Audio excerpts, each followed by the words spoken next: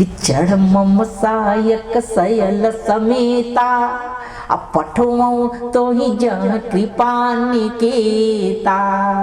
उस पर्वत के साथ इस बाण पर बैठ जाओ, मैं आप दोनों को वहां पहुंचा दूंगा।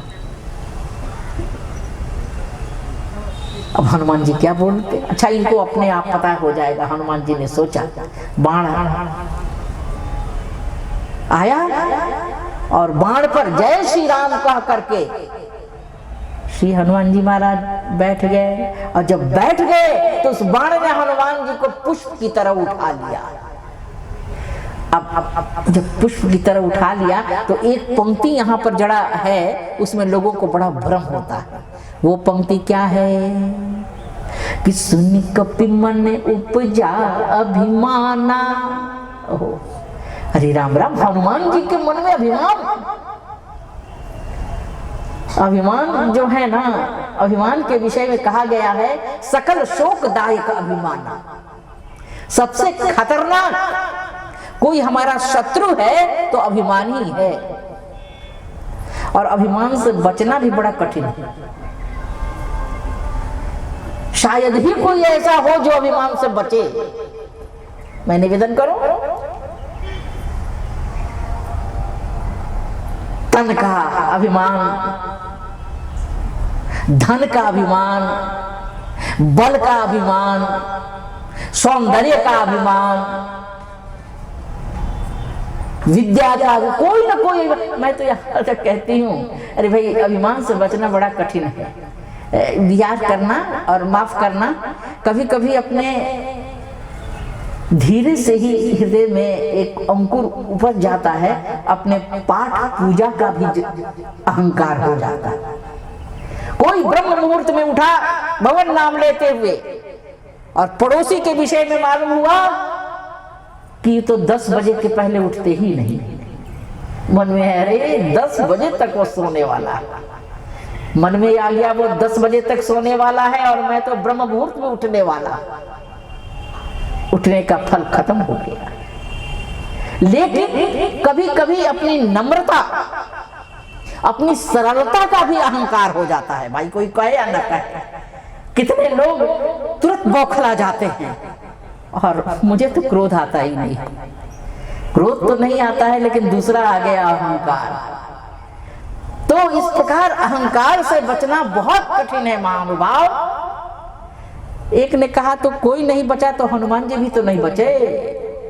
हनुमान जी को भी तो हो ही गया कि सुनि कपि मन उपजा अभिमाना। अरे मोरे भार चली कि निबाना, मेरे भार को यह बाण कैसे उठाएगा। लेकिन बंधुओं, ध्यान देने की बात है, बारीकी यहाँ ये कि जो हनुमान जी को अभिमान हुआ वो हम लोगों जैसा नहीं। हम लोगों का अभिमान दूसरा है और श्री हनुमान जी महाराज का अभिमान दूसरा है। हनुमान जी को जो अभिमान हुआ वो अभिमान हम सबको होना चाहिए। हनुमान जी के मन में आया कि सुन कपि मन उपजा अभिमाना। कौन अभिमान आया? ए भाई, इस बाण ने मुझे कैसे उठा लिया? कहीं मेरे हृदय से सीताराम जी निकल कर चले गए क्या? हनुमान जी के हृदय में कौन रहता था? जा सुहृदयागार बसहि राम सर चाप धरा। तो मेरे हृदय से निकल गए क्या? मैं इतना हल्का कैसे हो गया? तो उधर से आवाज आई, हनुमान, अपना हृदय तो झांक रहे हो, लेकिन यह बाण जहां से आ रहा है जरा उसका हृदय तो देखो। तो उसके हृदय, भरत जी के हृदय को जब हनुमान जी ने झांका तो देखा क्या कि भरत हृदय सिय राम निवासु, कि श्री भरत के हृदय में भी सीता राम जी बैठे हैं। धन्य हो लीलाधारी प्रभु, मेरे हृदय में भार बन रहे हो और भरत के हृदय में बैठ करके उस भार को उठा रहे हो। प्रणाम करके नीचे हनुमान जी उतर गए। क्षमा करेंगे महाराज, धन्य है, मैं आपके बाण से चला जाता, लेकिन यदि आपके बाण से जाऊंगा तो लोग यही कहेंगे कि यदि भरत का बाण नहीं रहता तो हनुमान जी समय पर पहुंचते नहीं, श्री राम जी का काम पूरा नहीं होता। भरत जी ने कहा, महाराज ठीक तो कह रहे हैं, प्रभु का यश कलंकित होगा। लेकिन आप जाएंगे कैसे? हनुमान जी ने कहा आप चिंता नहीं मत कीजिए, आप केवल आशीर्वाद दीजिए, जय हो नाथ तुरंत, मैं देखते देखते चला जाऊंगा। महाराज तो जल्दी निकलिए। हनुमान जी प्रणाम किए और वहां से चले। और जब नंदीग्राम से यात्रा किए ना, तो पूरे मार्ग में, पूरे रास्ता में एक ही चर्चा में उमड़ते घुमड़ते रहे। क्या? कि भरत बाहुबलशील गुणा। अरे देखने में लगता है कि भरत जी इतने दुबले पतले सीधे साधे हैं, लेकिन श्री भरत जी महाराज का बाहुबल, कितना बाहुबल है जी। ऐसे महात्मा को बाणों पर बैठा लिया, जो महात्मा कि अपने बल के लिए शत्रु पक्ष और मित्र पक्ष दोनों से प्रशंसित है। रावण तक लोहा मानता था, और कोई तो नहीं तुम्हारे पक्ष में है, लेकिन है कपि एक महाबलशीला, एक है, और उसी एक को आज भरत जी ने इस बाण पर बैठा लिया। और बैठा करके तो इस प्रकार मैं निवेदन करना चाह रही थी कि श्री हनुमान जी जब चले तो बस एक ही चिंता, लेकिन इतने बलशाली भरत जी हैं, पर कितनी शीलता है, कितनी नम्रता है। हो यही सोचते सोचते श्री भरत जी की यात्रा, हनुमान जी की यात्रा पूरी हुई। नंदीग्राम से लेकर लंका के युद्ध क्षेत्र तक। क्या? कि भरत बाहुबलशील गुणा, प्रभु पद प्रीति अपार, जात सराहत मन महु, पुनि पुनि पवन कुमार। बारंबार भरत बाहुबलशील गुण, भरत बाहुबलशील गुण, भरत बाहुबलशील गुण, प्रभु पद प्रीति अपार, जात सराहत मन महु, पुनि पुनि पवन कुमार। ये सोचते सोचते श्री हनुमान जी महाराज लंका के युद्ध क्षेत्र में प्रभु श्री राम के सामने उतर गए। और प्रभु श्री राम तो इधर विकल थे। ओहो, अर्ध रात गई कपि नहीं आयो, राम उठाई अनुज उर लायो, सुत बित नारी भवन परिवारा, हो ही जाहि जग बारहि बारा, लेकिन जगत न मिलहि सहोदर भ्राता, निज जननी के। अब देखिए इसमें एक एक पंक्ति ऐसी है कि बहुत लोगों को बड़ा संदेह इसमें हुआ करता है। अब उतना तो नहीं, मैं तो रोज कहती हूँ कि हम लोग दरस परस और मज्जन पाना कर रहे हैं। अब ये मत कहना कि इतनी ही बात थोड़े है, अरे बहुत है, लेकिन इसमें से थोड़ा सा हम लोग ताक झाक कर रहे हैं। क्या? कि निज जननी के एक कुमारा, अतात तासु तुम प्राणी अधारा। इस प्रकार प्रभु श्री राम विकल हैं। और तब तक जिमि करुणा महावीर रसा, आई गय हनुमान। बोलिए श्री हनुमान जी महाराज की। श्री हनुमान जी महाराज प्रकट हो गए, वो संजीवनी जड़ी लिए हुए। संजीवनी जड़ी सुखेन वैद्य ने लिया, लेकर उसका रस निकाला और हनुमान जी श्री लक्ष्मण को पिलाया। तुरंत वैद्य तब कीन उपाय, उठ बैठे लक्ष्मण हर्षाई। बोलिए श्री लक्ष्मण जी महाराज की जय। श्री लक्ष्मण जी महाराज स्वस्थ होकर के बैठ गए और सर्वत्र आनंद छा गया, उल्लास छा गया। सब लोग बेहोश पड़े। प्रभु श्री राम को एक कौतुक सूझा। राम जी ने कहा, हनुमान जरा एकांत में तुमसे मैं कुछ बात करना चाहता हूं, लेकिन केवल मैं और तुम, और कोई नहीं आना चाहिए। हनुमान जी ने कहा, कोई विशेष बात होगी भाई। श्री राम जी ने वानर वाहिनी का पहरा बैठा दिया कि मेरे और हनुमान के अलावा और कोई नहीं होना चाहिए। पहरा बैठ गया, दोनों मूर्ति बैठे। श्री राम ने कहा, अच्छा हनुमान,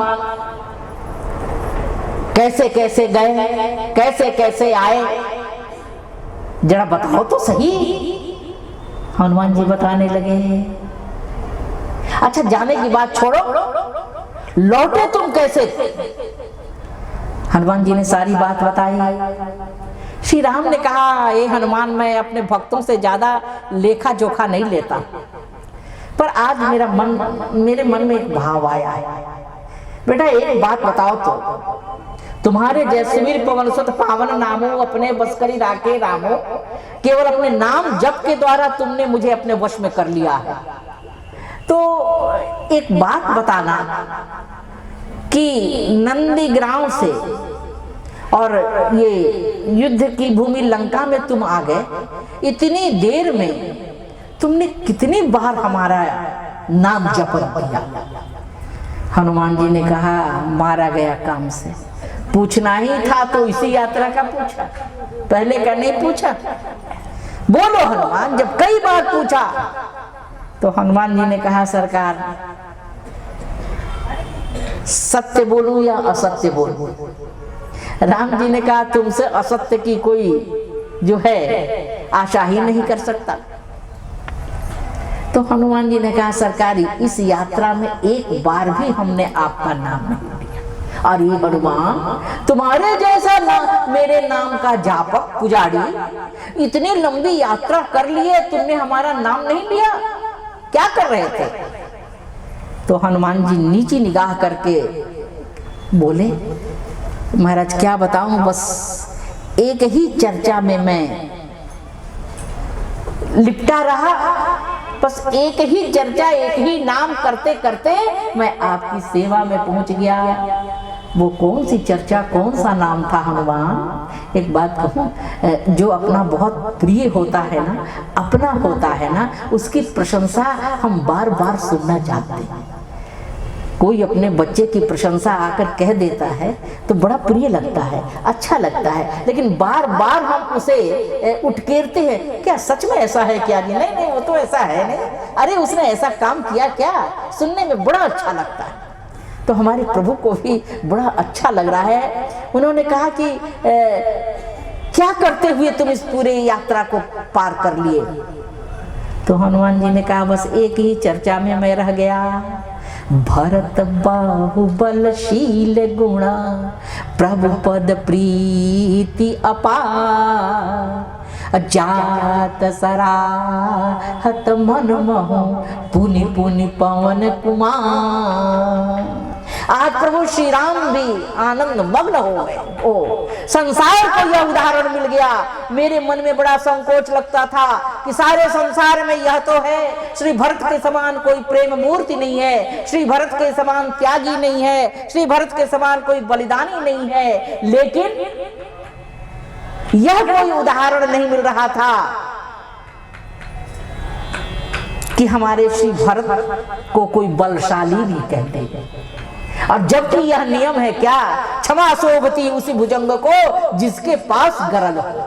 यदि कोई बहुत कमजोर आदमी हाथ जोड़े फिरे ना तो उसकी ये प्रशंसा नहीं की जाती है, बल्कि यह तो उसकी मजबूरी और लाचारी, बेचारा क्या करे।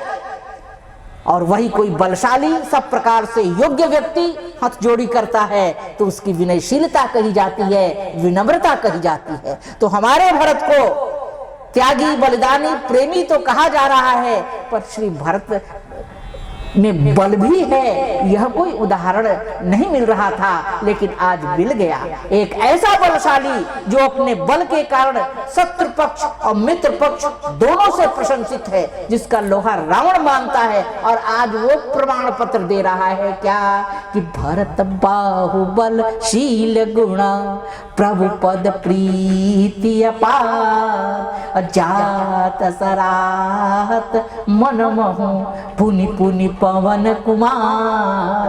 आज यह भी हमारी कामना पूरी हो गई।